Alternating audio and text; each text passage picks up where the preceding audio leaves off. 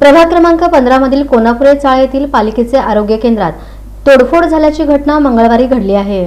कोनापुरे चाळ येथील महापालिकेच्या आरोग्यवर्धिनी केंद्रात तोडफोड केल्याची घटना घडली आहे। दरम्यान माहिती मिळताच आरोग्य अधिकारी डॉक्टर राखी माने यांनी केंद्राची पाहणी केली। पुढील कार्यवाहीचे आदेश दिले आहेत। नगरसेविका श्रीदेवी फुलारे यांनी पाहणी करून आयुक्तांची भेट घेतली। या प्रकरणी अज्ञाताविरुद्ध सदर बाजार पोलीस ठाण्यात गुन्हा दाखल करण्यात आला। प्रभाग क्रमांक 15 मध्ये कोनापुरे चाळ येथे महापालिकेचे आरोग्यवर्धिनी केंद्र आहे। यापूर्वी या ठिकाणी येथील समाजासाठी समाज मंदिर होते।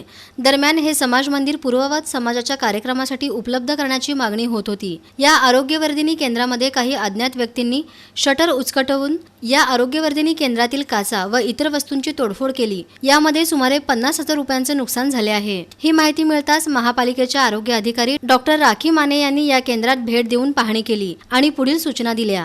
त्यानंतर त्यांनी महापालिका आयुक्तांची भेट घेऊन ही माहिती दिली। दरम्यान येथील नगरसेविका श्रीदेवी फुलारे यांनीही या केंद्राची पाहणी केली। त्यानंतर महापालिका आयुक्त डॉक्टर सचिन ओंबासे यांची भेट घेतली। अज्ञात व्यक्तीकडून महापालिकेच्या आरोग्यवर्धिनी केंद्राची तोडफोड झाली आहे।